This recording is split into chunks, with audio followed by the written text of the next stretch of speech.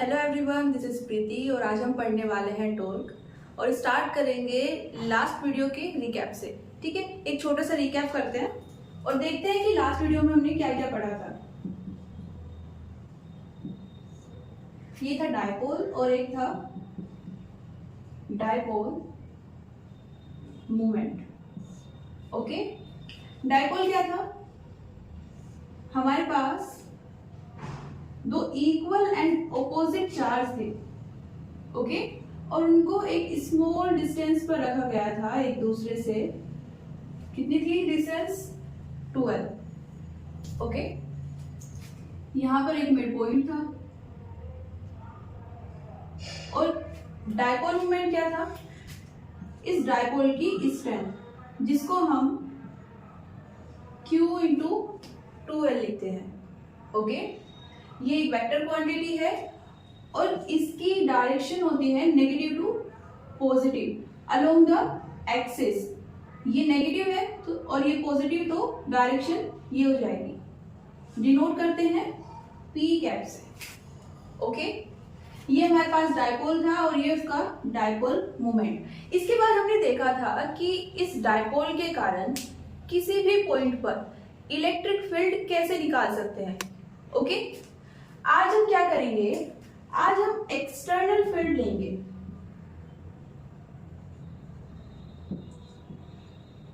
External uniform electric field. Okay, last video में हमने ये निकाला था इलेक्ट्रिक फील्ड किसके कारण? डायपोल के कारण। आज हम उल्टा करेंगे। आज हम डायपोल पर इस इलेक्ट्रिक फील्ड के कारण क्या इफेक्ट होगा वो देखने वाले हैं। और इलेक्ट्रिक फील्ड कैसी है? ये एक्सटर्नल है। ओके, तो चलिए स्टार्ट करते हैं इसको। देखिए क्या है हमारे पास। हम क्या करेंगे? बिहेवियर फाइंड करेंगे किसका? डायपोल का। किसके कारण? External uniform electric field. Okay, और क्या बोल सकते हैं हम? क्या देखने वाले हैं? टॉर्क देखने वाले हैं। ओके, किसके कारण? इलेक्ट्रिक फील्ड के कारण। ओके, इन टर्म्स को समझते हैं जरा।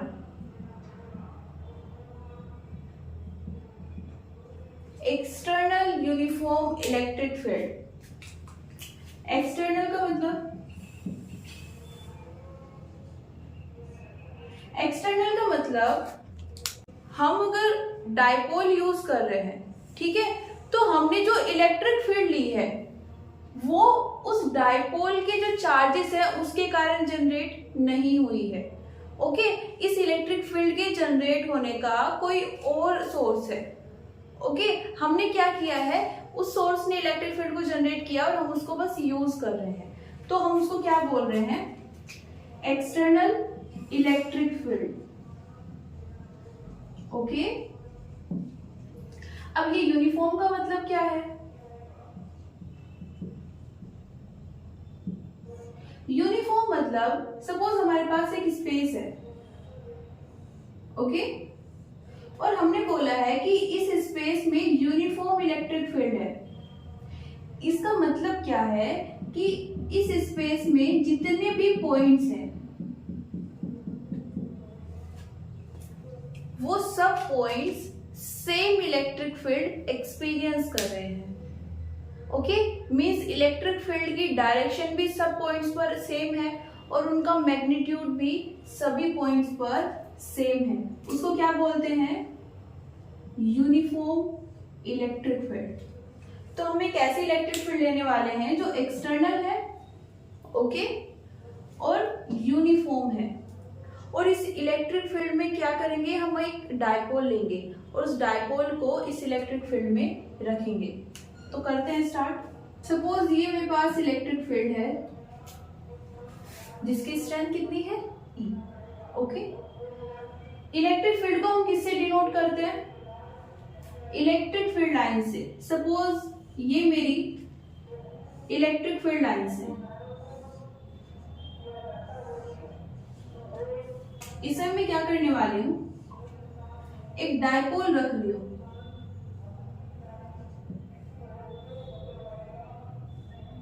डायपोल ए बी, और ये इस इलेक्ट्रिक फील्ड से थीटा एंगल बना रहा है। ओके, ये इसका मिड पॉइंट है। ओके, मिड पॉइंट है, इसके मिड में ही लेंगे। ओके, अब क्या कर रहे हैं, देखो ये हमने इलेक्ट्रिक फील्ड लाइंस तो ड्रॉ कर ली, लेकिन इसका मतलब क्या है, इलेक्ट्रिक फील्ड लाइंस हमेशा पॉजिटिव चार्ज से ओरिजिनेट होती हैं और नेगेटिव चार्ज पर टर्मिनेट होती हैं। तो अब एक इमेजिनेशन कीजिए, ऐसा हो सकता है क्या कि यहाँ पर कुछ नेगेटिव चार्जेस रखे हों? इमेजिन करना है, ऐसा कुछ एग्जैक्टली है नहीं। ओके, इमेजिन करना है, और यहाँ पर कुछ पॉजिटिव चार्ज रखे हो। अब देखिए, अगर ऐसा हुआ तो ये इलेक्ट्रिक फील्ड लाइंस कहां से ओरिजिनेट हो रही हैं? पॉजिटिव से। कहां पर टर्मिनेट हो रही है? नेगेटिव पर।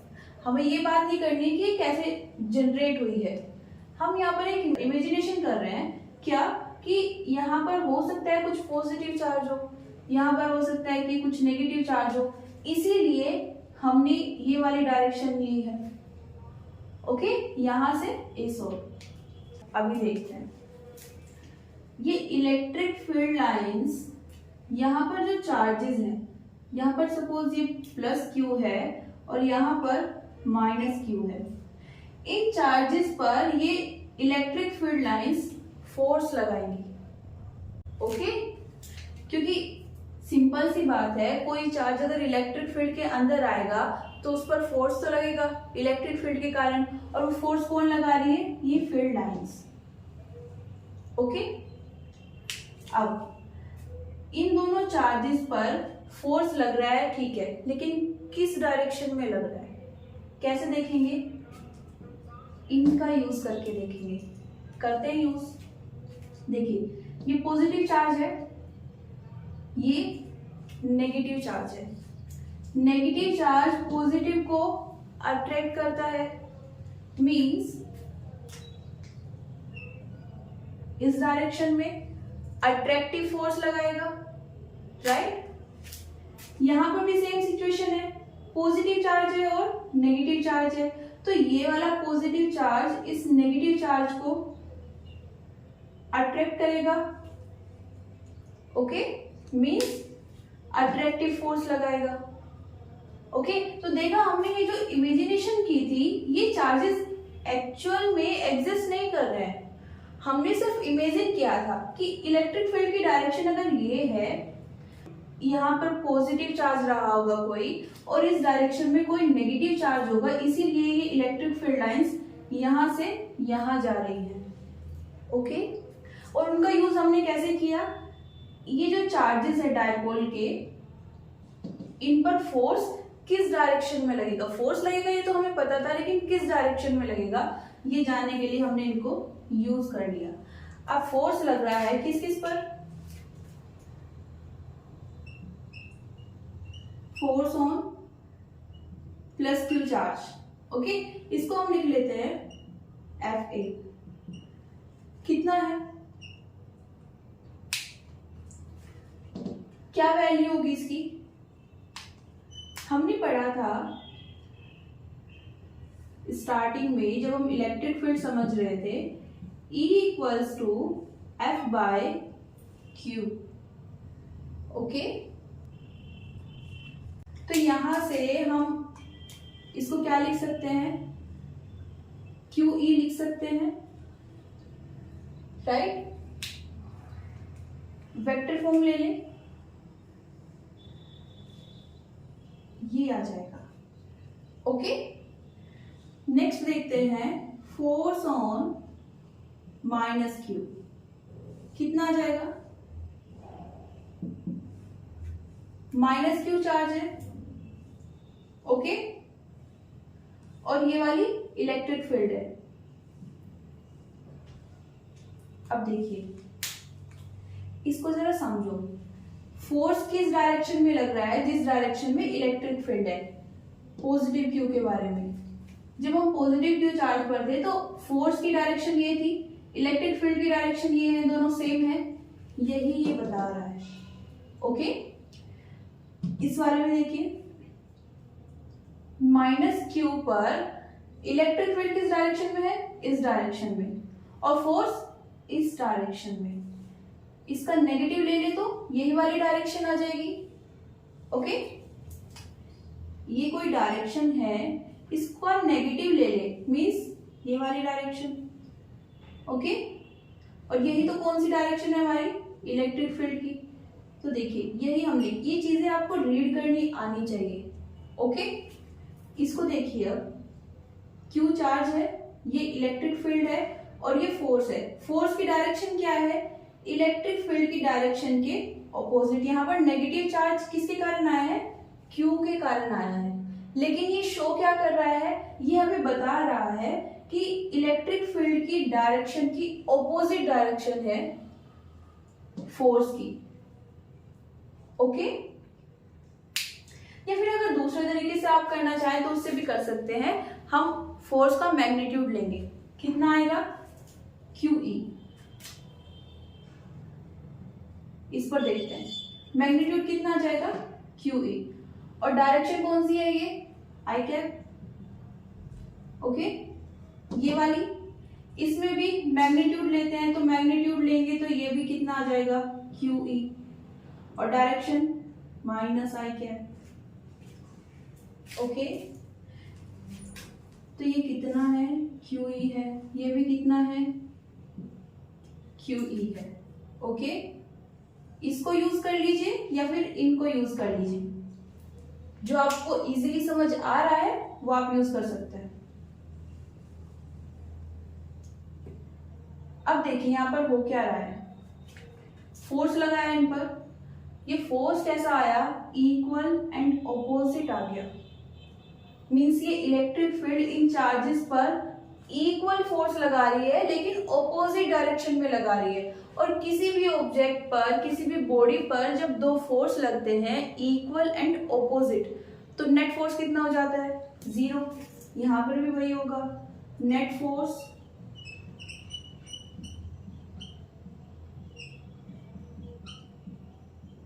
कितना हो जाएगा, ये प्लस ये 0,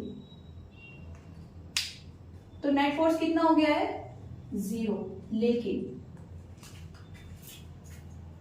ये डायरेक्शन थी ना फोर्स की, इसको जरा एक्सटेंड करते हैं, इसको भी एक्सटेंड करते हैं।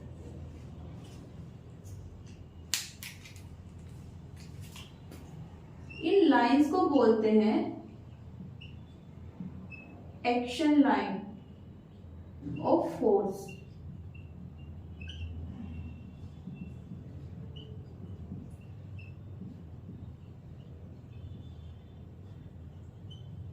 मीन्स वो लाइन जिसके अलोंग फोर्स वर्क कर रहा है। इस चार्ज पर इस लाइन के अलोंग कर रहा है, तो इसको क्या बोलेंगे, इस फोर्स की एक्शन ऑफ लाइन। इस पॉइंट पर या इस चार्ज पर फोर्स इस डायरेक्शन में वर्क कर रहा है, तो इस लाइन को क्या बोलेंगे, इस फोर्स की एक्शन ऑफ लाइन। ओके, अब यहां पर नेट फोर्स तो कितना आ गया है, 0, बट इनकी एक्शन ऑफ लाइन डिफरेंट है, पैरेलल तो है एक दूसरे के, है ना। ये देखिए ये वाली सिचुएशन है ना, पैरेलल तो है लेकिन सेम नहीं है। ये ऐसा नहीं है कि दोनों सेम, दोनों फोर्स की एक्शन लाइन सेम हो, एक ही हो, ऐसा नहीं है। कैसा है, पैरेलल है। अब इन दोनों के पैरेलल और ऑपोजिट होने के कारण यहां पर क्या हुआ, टॉर्क जनरेट हो गया। ओके, इन इलेक्ट्रिक फील्ड लाइंस ने डाइपोल पर फोर्स लगाया था, लेकिन फोर्स क्या हुआ, नेट फोर्स 0 हो गया। लेकिन इन एक्शन लाइंस की वजह से टॉर्क जनरेट हो गया। और अब ये टॉर्क क्या कर रहा है, ये टॉर्क इस डाइपोल को रोटेट करने का ट्राई करेगा। मींस ये नोट कर लीजिए पहले,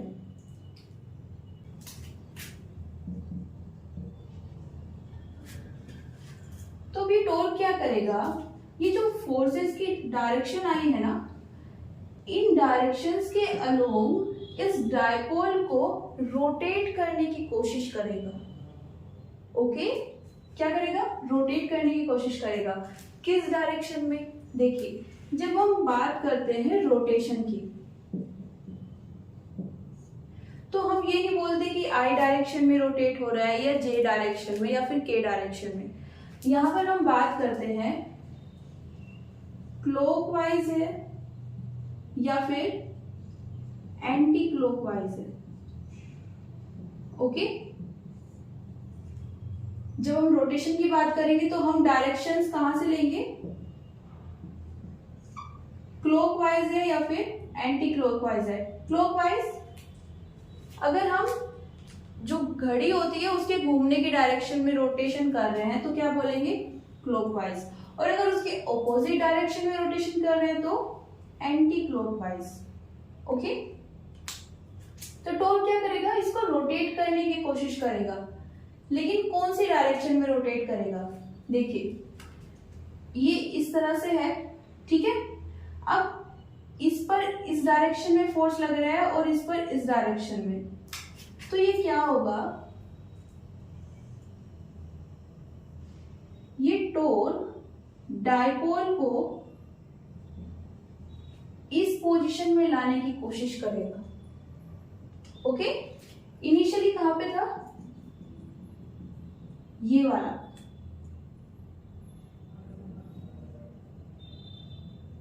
लेकिन इस पर किस डायरेक्शन में फोर्स लग रहा था, यहां पर, और इस पर यहां पर, तो फाइनली किस डायरेक्शन में लाने की कोशिश करेगा, इस स्टेट में। और ये कौन सी डायरेक्शन हो गई, क्लॉकवाइज। ओके, कौन सी डायरेक्शन है ये, क्लॉकवाइज डायरेक्शन। तो यहां पर इनके कारण क्या जनरेट हुआ, टॉर्क जनरेट हुआ।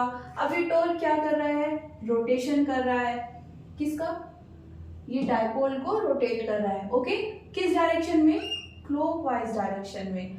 और क्या चाहता है कि ये जो डायपोल है थीटा एंगल पर है, अभी ये इलेक्ट्रिक फील्ड लाइंस की जो डायरेक्शन है उसी डायरेक्शन में डायपोल को लाने की कोशिश करेगा, कौन, टॉर्क। तो अभी हमारे पास टॉर्क आ गया है, इसकी वैल्यू निकालते हैं। ओके, एफ ए कितना था हमारे पास, क्यू ई, और एफ बी भी कितना था, क्यू ई। ओके, दोनों इक्वल थे, ये मैग्नीट्यूड लिया है मैंने यहाँ पे, ठीक है। इसको इक्वेशन 1 कर लेते हैं, ठीक है। अब यहाँ पर क्या हो रहा है, रोटेशन हो रहा है,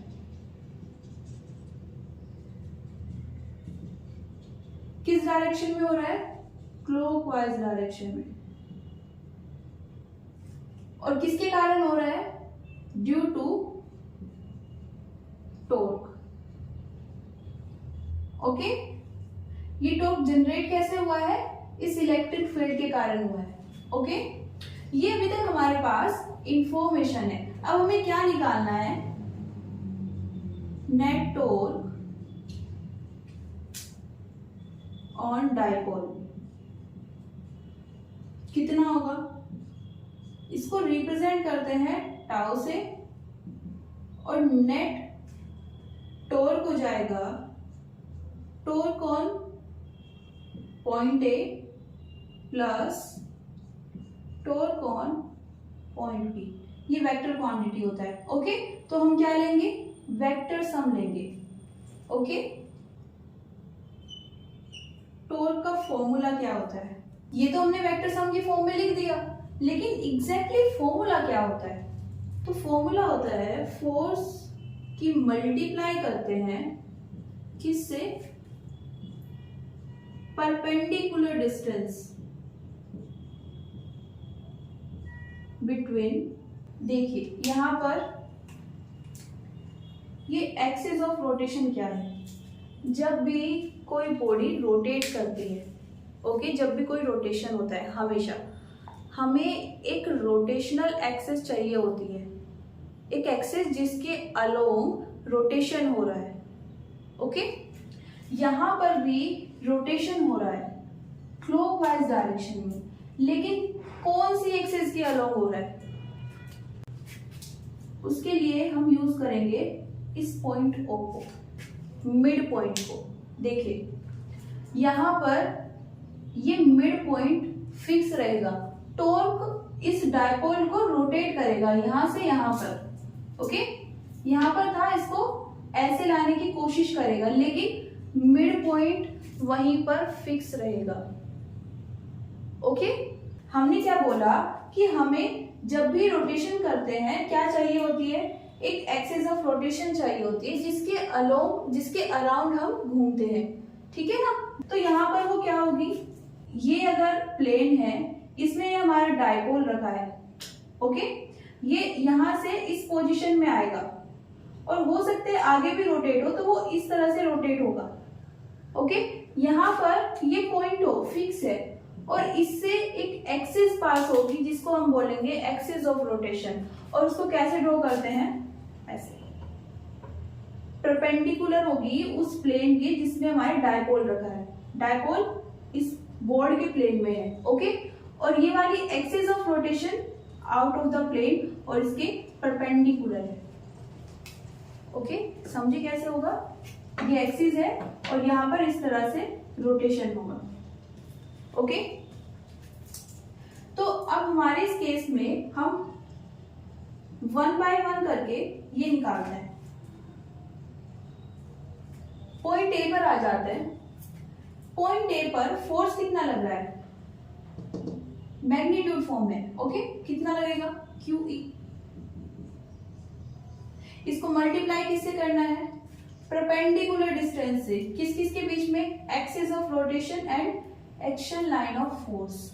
अब यहां पर देखिए यहां से समझते हैं, ये है इलेक्ट्रिक फील्ड लाइन, ये है पॉइंट O, और यहां से एक्सिस ऑफ रोटेशन कौन सी होगी, ये वाली। Okay, perpendicular the plane. और एक्शन लाइन कौन सी है फोर्स की, ये वाली। तो हम कौन सी परपेंडिकुलर डिस्टेंस की बात कर रहे हैं, इसकी।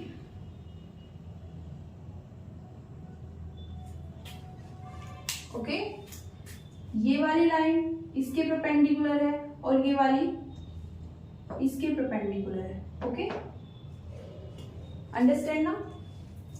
तो हमें इसकी वैल्यू निकालनी है और उसको मल्टीप्लाई करनी है इससे। तो हमारे पास क्या आ जाएगा,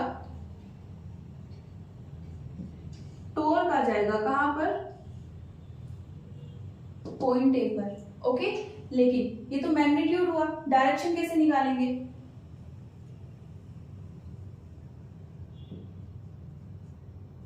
कैसे आएगी, क्लॉकवाइज।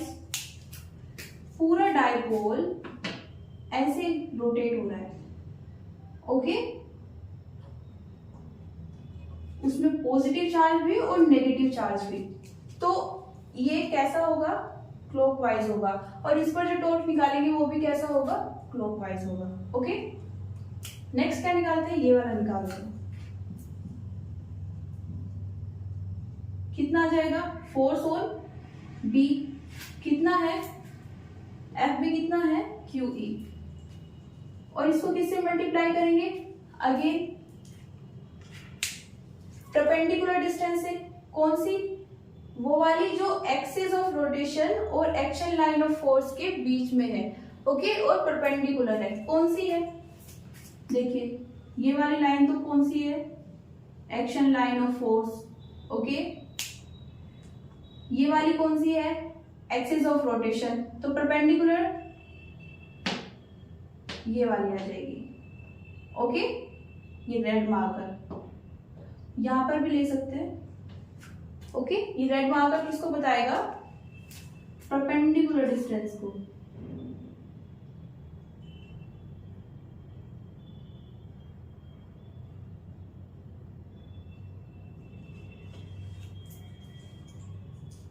R पॉइंट ले लेते हैं इसको। तो यहां पर क्या लिखेंगे, ये वाली डिस्टेंस BR। ओके, इन दोनों को मल्टीप्लाई करेंगे तो क्या आ जाएगी, टॉर्क की वैल्यू आ जाएगी। और डायरेक्शन क्या होगी, क्लॉकवाइज। थर्ड, इक्वेशन 1 में पुट करें इसको, ये था नेट टॉर्क, ये हो जाएगी QE इंटू AD। ओके, कौन सी डायरेक्शन है? क्लॉकवाइज। प्लस ये वाला QE इंटू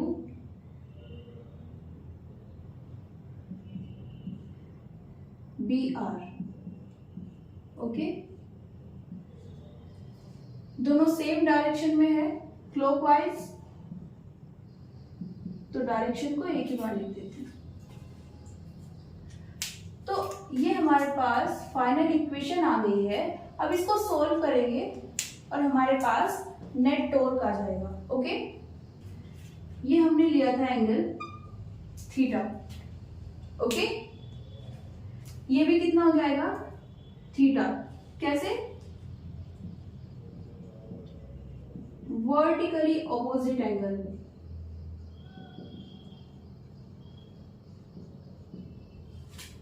ओके, ये दोनों एंगल सेम हो जाएंगे, ये हमने कंसीडर किया हुआ है। ओके, अब हमें ये निकालना है, ये क्या है? परपेंडिकुलर है। ओके, ये हमारे पास डायपोल है AB और इसकी लेंथ कितनी है? 2L। लेंथ ऑफ डायपोल कितनी है? 2L। ये पूरी 2L है, तो इन दोनों के बीच में कितनी हो जाएगी? L, और ये भी कितनी हो जाएगी? L। देखो ऐसे लेते थे ना,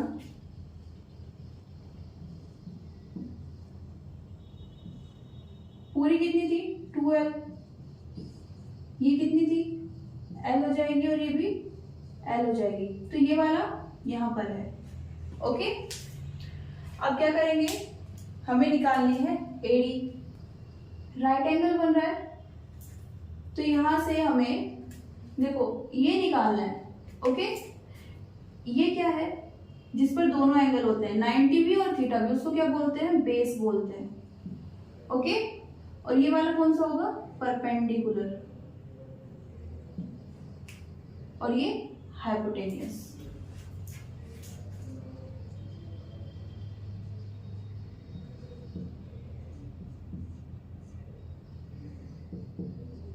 तो हम लेते हैं साइन थीटा, क्योंकि साइन थीटा क्या होता है? Perpendicular divided by hypotenuse. Okay, अगर हमें बेस निकालना होता तो हम क्या ले लेते? कोस थीटा ले लेते। ओके, ये कितना है? AD, और ये कितना है? OA। तो क्या आ जाएगा यहां से? Sine theta AD divided by L।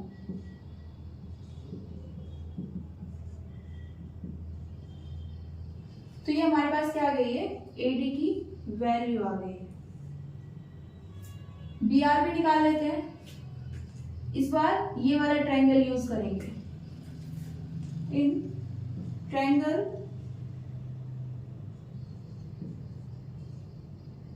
Okay, क्या होगा? ये सेम साइन थीटा, ये 90 है, ये थीटा है, मीन्स ये क्या हो जाएगा? बेस हो जाएगा, और ये क्या हो जाएगा? परपेंडिकुलर। तो हमें क्या चाहिए? परपेंडिकुलर। ओके, तो सेम क्या यूज करेंगे? Sine theta. परपेंडिकुलर क्या है इस बार? BR divided by hypotenuse OB। तो ये कितना आ जाएगा? BR हमें निकालना है, और ये हो जाएगा L साइन थीटा। ओके, दोनों सेम आई है, इन दोनों को यहां पर पुट करते हैं। फ्रॉम इक्वेशन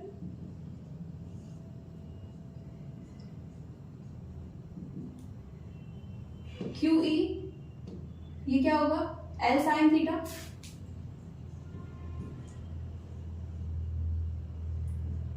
प्लस QE, ये कितना है? L sine theta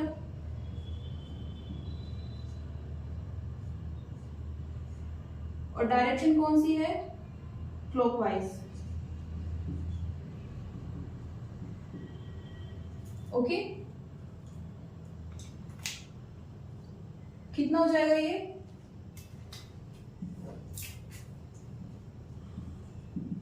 two Q E L sine theta और डायरेक्शन क्लॉकवाइज।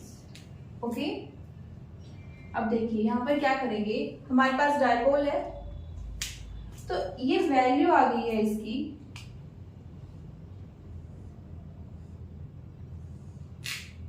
ओके, लेकिन हमारे पास डायपोल है और डायपोल की स्ट्रेंथ कितनी होती है वो हमें पता है, कितनी होती है, P equals to 2QL। Okay, 2L into charge. तो P की टर्म्स में निकालते हैं इसको, क्या लिख सकते हैं, 2QL, इसको P लिख देंगे, रिमेनिंग है E साइन थीटा और डायरेक्शन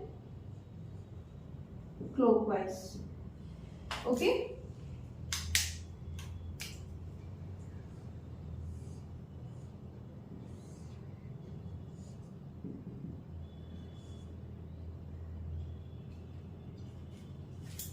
ओके, अब जरा इसको देखिए, ये क्या बन रहा है, PE साइन थीटा। हमारे पास दो तरह के प्रोडक्ट होते हैं, एक होता है वेक्टर प्रोडक्ट और वो एक होता है scalar product. Vector product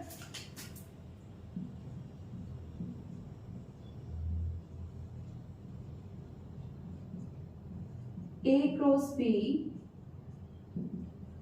AB sine theta. Okay, और साथ में आती है डायरेक्शन। स्केलर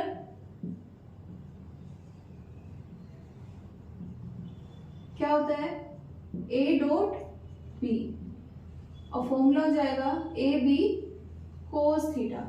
यहां पर कोई डायरेक्शन नहीं होती है। ये देखिए, ये थोड़ा सिमिलर लग रहा है जैसे वेक्टर प्रोडक्ट में आता है। यहां पर क्या हो जाएगा, P क्रॉस E।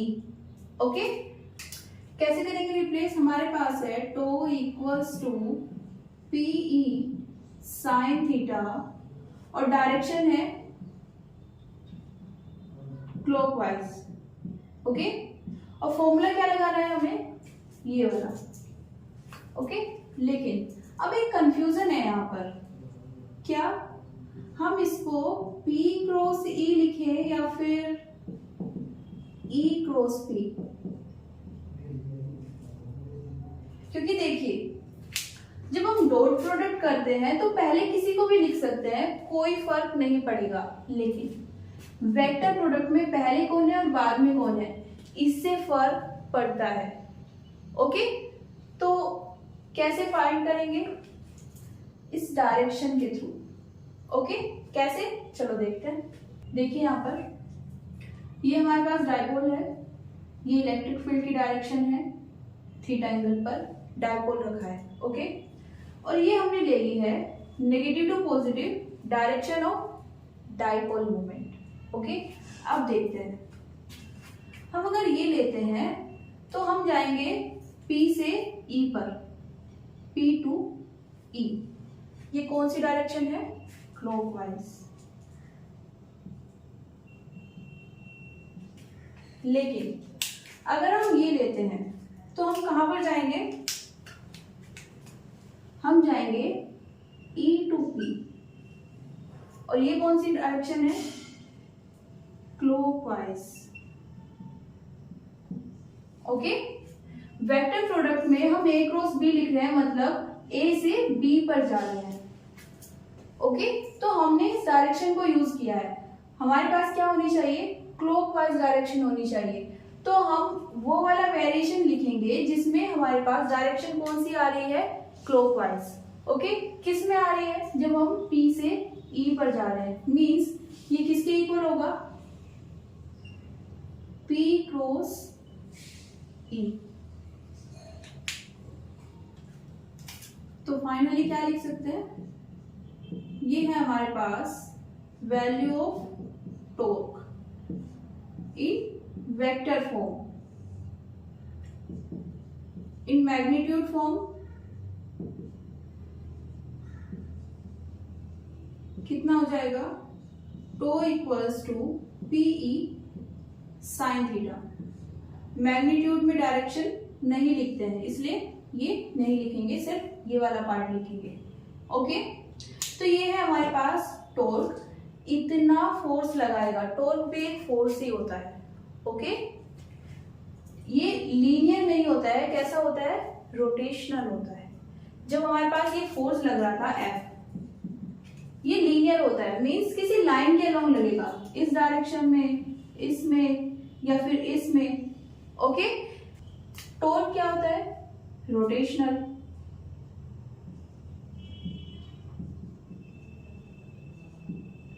ओके, तो अब ये सीधा सीधा टर्न नहीं हो रहा है, तो इलेक्ट्रिक फील्ड ने क्या किया, टॉर्क जनरेट कर दिया। अब ये टॉर्क इस डायपोल को रोटेट करेगा और क्या करने का ट्राई करेगा, इसका ये ओरिएंटेशन लाने की कोशिश करेगा। ओके, यहां से यहां पर कितना टॉर्क ये डायपोल एक्सपीरियंस करेगा। तो बिहेवियर क्या हुआ डायपोल का, जब हम किसी उसे एक्सटर्नल यूनिफॉर्म इलेक्ट्रिक फील्ड में रखते हैं, वो रोटेट होने लगता है। और रोटेट कौन करता है, टॉर्क करता है। और टॉर्क की वैल्यू ये होती है। अब यहाँ पर कुछ स्पेशल केसेस हैं, वो देख लेते हैं। केस नंबर 1 है हमारे पास, जब थीटा 0 है, ये यूज करते हैं। टॉर्क कितना आ जाएगा, पीई साइन थीटा से साइन 0, मीन्स टॉर्क की वैल्यू 0 हो जाएगी। कब, जब थीटा 0 है।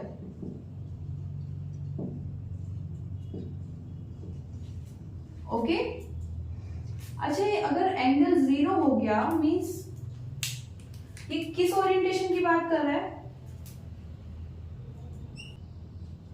ये इस ओरिएंटेशन की बात कर रहा है। ओके, डायपोल यहां से रोटेट होकर यहां पर आ गया है, और यहां पर आ गया तो एंगल कितना हो जाएगा, 0, और अब टॉर्क कितना हो जाएगा, 0। तो सीधी सी बात है, टॉर्क क्यों लग रहा था डायपोल के ऊपर, क्योंकि इलेक्ट्रिक फील्ड इसको रोटेट करना चाहती थी, अपनी डायरेक्शन के अलोंग लाना चाहती थी। ओके, तो ये हमारा केस नंबर 1, और इस स्टेट को बोलते हैं stable equilibrium. Okay, case number 2, theta is 180, तो टॉर्क कितना हो जाएगा, पीई साइन 180। साइन 180 भी कितना होता है, 0।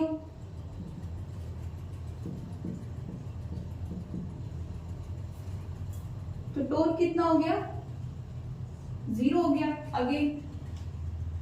लेकिन ये किस ओरिएंटेशन की बात कर रहा है, फाइनली ये डायपोल कितने एंगल पर चला गया है, 180 पर।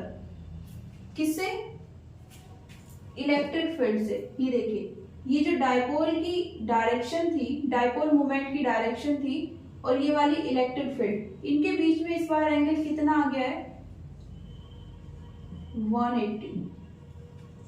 ओके, और इस स्टेट को बोलते हैं अनस्टेबल इक्विलिब्रियम। इक्विलिब्रियम मतलब अब डायपोल पर फोर्स नहीं लग रहा है, वो तो हम देख ही चुके हैं। ये टॉर्क कितना हो गया है, 0 हो गया है, लेकिन ये अनस्टेबल है। ओके, क्योंकि इलेक्ट्रिक फील्ड तो क्या चाहता है कि डायपोल है, उसका जो डायपोल मूवमेंट है वो किसके अलोंग आ जाए, इलेक्ट्रिक फील्ड के अलोंग आ जाए, लेकिन ये कहाँ चला गया है, ऑपोजिट डायरेक्शन में चला गया है। ओके, तो इसको क्या बोलते हैं, अनस्टेबल। और ये वाला कैसा है, स्टेबल, इसमें दोनों सेम डायरेक्शन में। लास्ट केस है हमारे पास, केस नंबर 3। यहां पर थीटा कितना है, 90। मीन्स PE sin 90, और sin 90 कितना होता है 1, ये हो जाएगा PE। इसको बोलते हैं मैक्सिमम वैल्यू ऑफ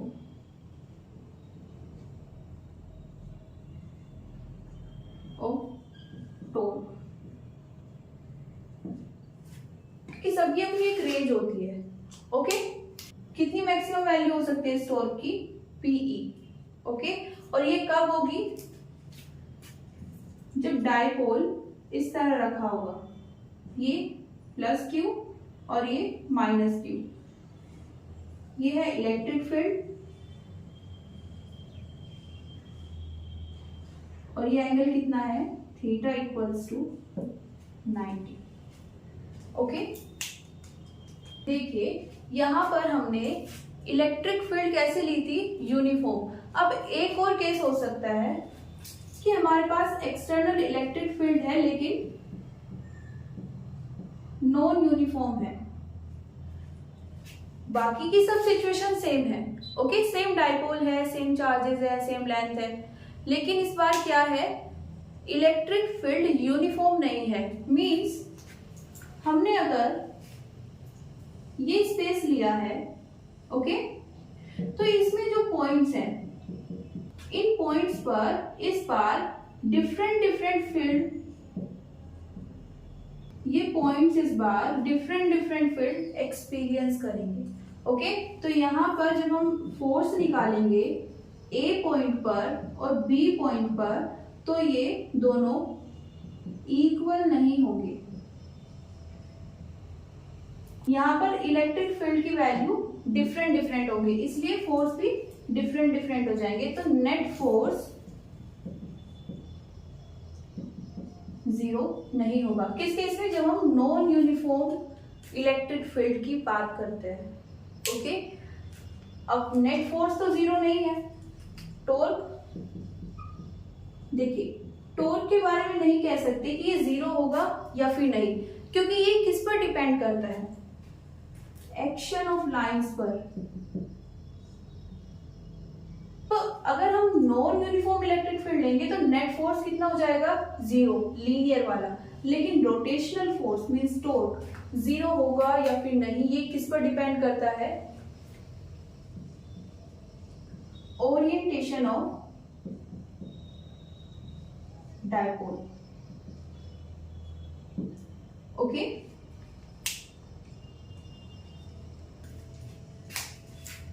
तो आज के लिए इतना ही, मिलते हैं नेक्स्ट वीडियो में। आई होप कि आज का टॉपिक आप सभी को क्लियर हुआ होगा, और अगर कोई कंफ्यूजन है टॉपिक से रिलेटेड या फिर प्रीवियस किसी टॉपिक से रिलेटेड, तो आप कमेंट बॉक्स में कमेंट कर सकते हैं। ओके।